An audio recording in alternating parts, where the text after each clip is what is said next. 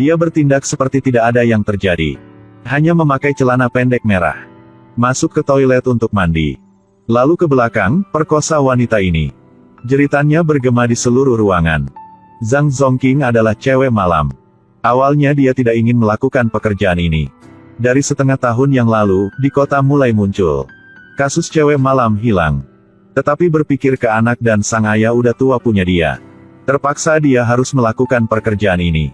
Malam itu, bos memberi tugas untuk dia. Dia pergi ke tempat janjian dulu menunggu tamu ia datang. Sangat cepat, satu pria memakai kacamata, menuju ke tempat dia. Setelah cek semua informasi, Zhang Zongqing naik ke mobil punya pria itu. Di mobil, pria itu bertanya ke dia tahu gak kasus cewek malam hilang. Zhang Zongqing sudah lewat setengah tahun lebih. Dalam hati juga tidak begitu takut lagi. Setelah masuk ke dalam rumah pria itu, dia ambil tali dan taruh di depan Zhang Zongqing. Dan tanya apakah dia suka SM. Zhang Zongqing melihat pria ini. Samar-samar memikirkan orang terakhir. Yang rekan dia Xiao Mengxiang sudah bertemu. Dia ambil alasan ingin masuk ke toilet lalu menelepon ke bos dia, Kakak Ming untuk minta tolong.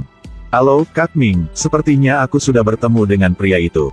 Dia sangat mirip dengan orang yang Xiao Mengxiang ketemu di malam hari yang dia hilang. Terlihatnya sangat mirip. Lalu Zhang Zongqing buru-buru basahi rambut dia. Melihat tidak ada seorang pun di ruangan itu, dia langsung ingin membuka pintu. Ia menyentuh gagang pintu. Pria itu segera ada di sana, pukul menjatuhkannya.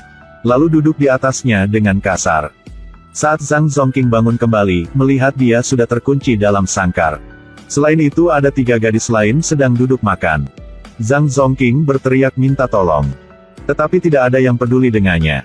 Pada saat ini seorang gadis membawa semangkuk air ke tempat Zhang Zongqing. Zhang Zongqing melihat gadis ini adalah teman dia yang menghilang sebelumnya. Ada harapan di hatinya. Dia terus bertanya dia sedang di mana. Tapi Xiao Mengxiang hanya menggelengkan kepala. Tidak katakan sepatah kata pun padanya. Suara pintu terbuka, Xiao Mengxiang bangun dan cepat pergi.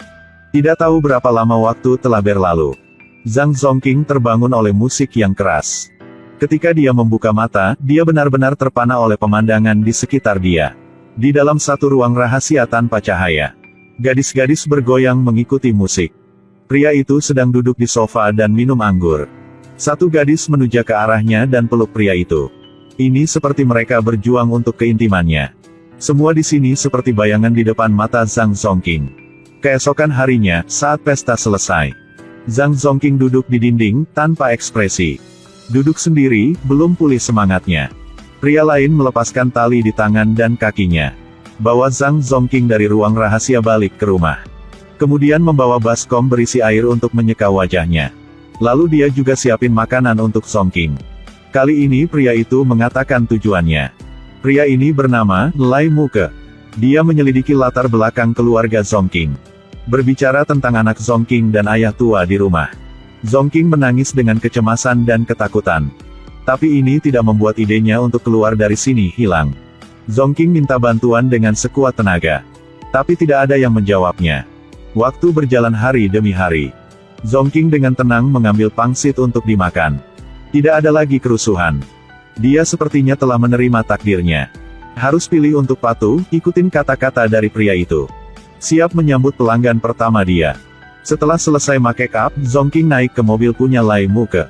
Lai Muke keluarkan penyadap nirkabel. Menyuruhnya menyembunyikan penyadapan di celana dalamnya. Mobil berhenti di sebuah hotel. Saat turun dari mobil, Lai Muke memberitahu Nor kamar untuk Zongqing. Suruh dia naik ke atas sendiri, tidak lupa untuk menancam dia. Ingat kata-kata saya. Tidak ada yang akan terjadi. Zongqing sampai ke kamar, di dalam ada satu orang udah tua. Dan satu pria sedang pegang kamera. Dan Lai Muke sedang pakai earphone. Mendengar suaranya Zongqing sedang disiksa. Setelah masuk ke mobil, Zongqing kasih uang hasil tadi untuk Lai Muke. Hari itu Lai Muke antar Zongqing pulang ke rumah. Saat Zongqing melihat ayah sedang makan roti yang sudah kering. Air mata jatuh terus-menerus. Zongqing beli makanan isi penuh kulkas di rumah dia. Lalu ikut Lai Muke keluar dari rumah. Di jalan, dia teriak minta tolong sama orang lewat. Mereka berhenti dan mencoba lihat. Tidak mengerti ada masalah apa. Lai Muke cari alasan jika dia dan istri sedang berantem, lalu antar Zhang Zongqing pergi dari situ. Zhang Zongking kehilangan kesempatan untuk menyelamatkan hidup. Lai Mu marah bawa Zhang Zongking ke satu gua yang ditinggalkan. Keluarkan palu dari bagasi mobil. Mendorong Zhang Zongking jatuh ke bawah. Lai Mu pegang palu mata mengungkapkan kilatan jahat. Dia ingin menghancurkan dagu Zongking. Zongking teriak mohon Lai Mu maafkan dia. Dan berkata tidak akan minta tolong ke siapa lagi. Setelah masalah ini, Zongking ikutin semua kata-kata pria kejam ini. Tidak mau melawan lagi. Lai Mu mundur ke belakang berapa langkah. Ambil HP dan ancam Zongking. Jika masih mau lawan, dia akan membunuh Zongking dan anaknya.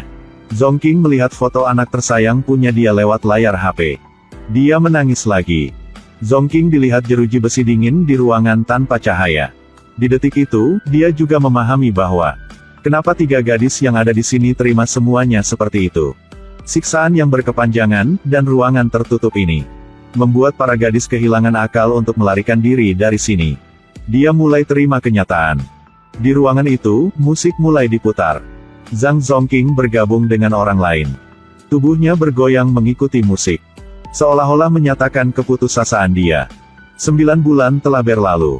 Zhang Zongking dan gadis lain melihat seperti boneka. Terserah diatur kayak apa sama orang lain. Hari itu, Zhang Zongking sedang sama tamu. Setelah selesai, pria ini mengatakan beberapa patah kata padanya. Ini menghidupkan kembali niatnya untuk melarikan diri punya Zongking. Zongking tahu jika Lai Mu sedang menguping biar tahu ada apa di dalam. Kemudian ambil pena dan kertas untuk menulis pesan yang meminta bantuan. Kasih tahu pria itu jika dia diculik. Tetapi tamu ini pikir gadis ini hanya bercanda. Suruh Zhang Zongking cepat keluar dari sini. Lai Mu mendengar tamu itu mengusirnya. Dia pikir Zhang Zongking dilecehkan. Dia masuk ke dalam kamar memukul tamu tanpa henti. Lalu bawa Zhang Zongking keluar dari situ. Zhang Zongking langsung taruh uang jual diri ke dalam laci. Di jalan Lai Mu henti mobil untuk Zhang Zongking beli es krim. Zhang Zongking tahu pasti Lai Mu sedang cek dia. Jadi dia masih patuh. Malam itu, Lai Mu tidak bawa Zongking balik ke ruang rahasia lagi. Tapi antar Zongking ke rumah dia. Suruh Zongking tidur dengannya.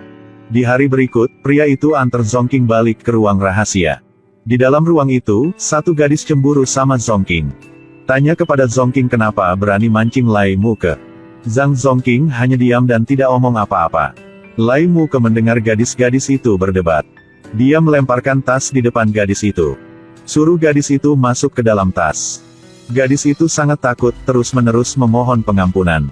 Tapi tidak berpengaruh. Lai Mu bawa keluarkan wanita itu. Ganti baju dia. Buka celana jin lalu memakai sepatu bot. Memakai celemek yang digunakan untuk menyembelih babi. Dan kemudian berulang kali memukuli wanita di dalam tas dengan tongkat. Jeritan gadis itu bergema di telinga Zongking. Tidak lama kemudian, banyak darah menetes di lantai. Warnai sepatu bot Lai Mu dan juga hancurkan jiwa Zhang Zongking. Lai Mu seperti biasa bawa Zhang Zongking keluar untuk cari target baru. Setelah Zhang Zongking masuk ke dalam hotel, dia baru ingat jika Lai Mu tidak memakai earphone. Lalu dia ambil penyadap keluar. Dia tidak pergi ke kamar yang ada tamu sedang menunggu. Bergegas lari keluar dari hotel itu sampai ke jalan raya. Lai Mu merasakan ada yang tidak beres. Dia langsung masuk ke dalam hotel untuk mencari. Tetapi di jalan waktu itu sudah tidak ada sosok Zhang Zongking lagi. Zhang Zongking sampai ke suatu tempat main bia. Pinjam HP gadis itu dan menelepon polisi. Halo, ada orang culik saya. Ada orang mau culik saya. Nama saya Zhang Zongking. Saya sudah berhasil melarikan diri, sekarang saya sudah di luar. Pria itu selalu ikuti saya. Kami terkunci di pemandian nomor 88 Jalan Fengdong. Di dalam masih ada 2 gadis lagi. Setelah selesai dia lari kembali ke rumah. Saat buka pintu dia melihat jika ayah jatuh dalam genangan darah. Dan pembunuh Lai Mu ini duduk di kursi roda punya ayahnya menunggu dia kembali. Zhang Zongking menangis. Ketakutan telah menguasainya. Dia hanya berdiri diam di situ. Akhirnya Zhang Zongking ditangkap dan balik ke ruang rahasia itu. Orang sedang menunggu Zhang Zongking saat ini adalah Lai Mu dalam suasana hati yang ingin membalas dendam. Seperti biasa Lai Mu pakai celemek lalu pakai sepatu bot. Zhang Zongking diikat dalam kantong itu.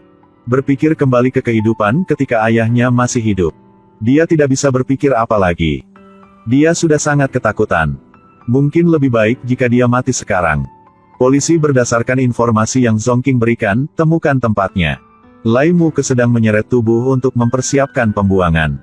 Binatang yang tampak lembut ini akhirnya dihukum oleh hukum. Para gadis yang lain juga diselamatkan. Film ini berdasarkan peristiwa nyata di Henan, Cina pada tahun 2011. Karakter didasarkan pada citra kriminal Li Hao. Dia dijatuhi hukuman mati oleh pengadilan pada tahun 2014. Zhang Zongking diculik dan dipaksa menjadi budak seks. Film ini membuat penonton sangat sedih. Anda akan melupakan identitas asli Zhang Zongking sebagai cewek malam. Karena dia tidak berhenti mengutuk orang jahat itu. Berharap semua gadis di dunia ini tidak akan berada dalam situasi seperti itu. Harus menggunakan tubuh untuk mencari nafkah seperti itu.